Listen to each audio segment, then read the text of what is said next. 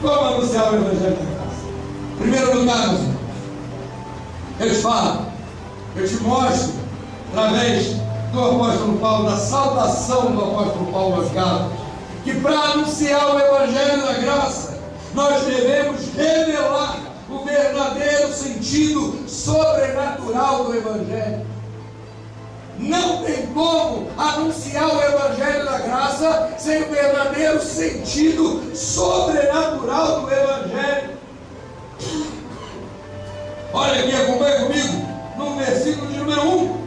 Paulo, apóstolo, não da parte de homens, nem por intermédio de homem algum, mas por Jesus Cristo e por Deus Pai, que o ressuscitou dentre os mortos.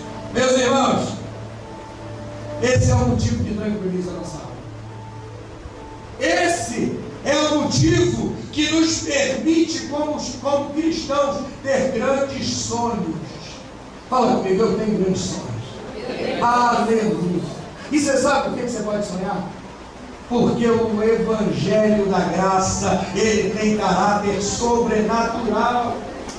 Paulo fala, olha só, eu não fui chamado por homens, eu fui chamado diretamente pelo Senhor Jesus.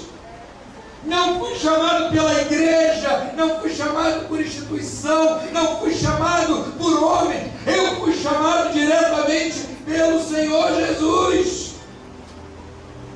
Isso é maravilhoso. O caráter sobrenatural do Evangelho é quando o Senhor Deus, lá dos céus, coloca fé no coração de um pecador que nunca se importou com Deus, a não ser por motivos egoístas. Presta atenção. Coloca fé no coração de uma pessoa que nunca se importou com Deus, a não ser por motivos egoístas. Porque se importar com Deus, quando é para beneficiar a si próprio, todos se importam. Todo mundo, todo credo crê em Jesus. Toda religião professa Jesus. Toda Jesus, oh Jesus. Agora, o Evangelho sobrenatural da graça de Deus, não. O Evangelho sobrenatural da graça de Deus tem a ver com o chamado de Deus.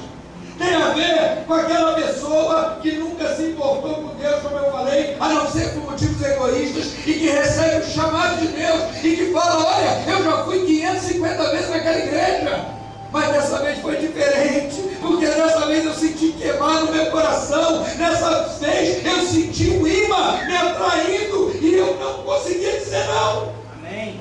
Aleluia, porque isso é sobrenatural. E repare bem como Paulo, ele exclui aqui o homem desse chamado e dessa participação. Ele está falando para os Gálatas, olha aqui, vocês estão aí querendo cumprir ritual, vocês estão aí acreditando que para se ter Jesus, você precisa cumprir alguma coisa. E ele revela o caráter sobrenatural da graça de Deus, o caráter sobrenatural do Evangelho da Graça, na qual pecadores arrependidos recebem a fé verdadeira em seu coração. E eu não estou aqui para discutir teologicamente se a fé vem antes do arrependimento ou se o arrependimento vem antes da fé. Eu só sei que ele pega pecador, gente que nunca se importou com Jesus, e cobre essa pessoa de amor pelo Jesus que morreu na cruz. E essa pessoa começa então a desfrutar da verdadeira graça de Deus. Isso é o caráter sobrenatural. E Paulo fala isso, você sabe por quê? Porque os Gálatas haviam acabado com o sacrifício de Cristo. Os Gálatas estavam colocando as obras da lei para você ser abençoado por Cristo. E quando você põe qualquer mérito humano, você diminui o sacrifício da justificação, que foi o sacrifício do Cordeiro Pascual, que foi imolado, verteu o seu sangue para que você pudesse ter salvação. Isso não tem como participação humana, não há nada que você possa fazer que pode agradar a Deus. Você só tem que se arrepender, você só tem que entregar a sua vida em devoção a Ele, e crê que Ele pode mudar a tua história, porque é o caráter sobrenatural. Se você está aqui essa noite, é porque Deus colocou em seu coração o desejo de você estar aqui essa noite. Se você serve esse Deus maravilhoso, isso é graça, isso não é merecimento seu. E engraçado que a gente tem mania de transportar graça para o merecimento humano. Isso não tem a ver com o pregador, mas tem a ver com a mensagem do pregador. Isso não tem a ver com a igreja, mas tem a ver com a mensagem que é proclamada da igreja. Você sabia que todas as vezes que a gente sai para divulgar um evento da igreja, dizendo que a gente está evangelizando, a gente não está evangelizando. A gente está divulgando a igreja. Não que tenha mal nisso.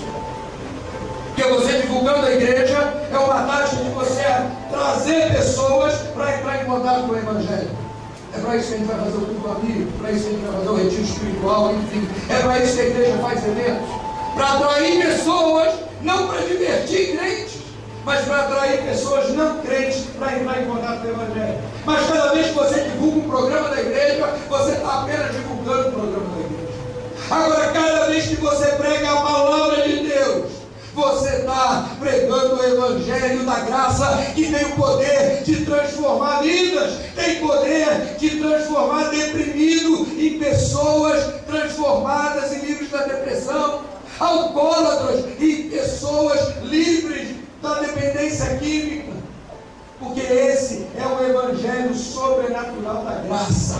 Não depende de homens, mas depende da mensagem que é anunciada pelos homens. Portanto, quando eu falo que nós devemos nos erguer como igreja do Senhor contra o falso evangelho, eu não estou falando que você tem que sair por aí criando inimizade. Não. Você não tem que brigar com o proclamador da mensagem, mas você tem que ser contra o conteúdo que é proclamado da boca dele. Porque, como o apóstolo Paulo nunca se conformou com as falsas doutrinas e com os falsos ensinamentos, e Paulo escreve a carta aos Gálatas para combater esse tipo de coisa. Paulo escreve dizendo: olha, não é por obras, não é circuncisão, é a graça, é a graça. Que dizer, quando Paulo sauda os crentes de Tessalônica, a igreja de Tessalônica foi fundada em 3 meses. Em 3 meses de pregação do evangelho, Deus enviou pessoas para lá e foi fundada a igreja de Tessalônica. Logo começou. E Paulo escreve falando assim: olha, muito me agrada, porque o evangelho não chegou aí só em atitude, só em palavras, desculpa, mas chegou em atitude, chegou em poder.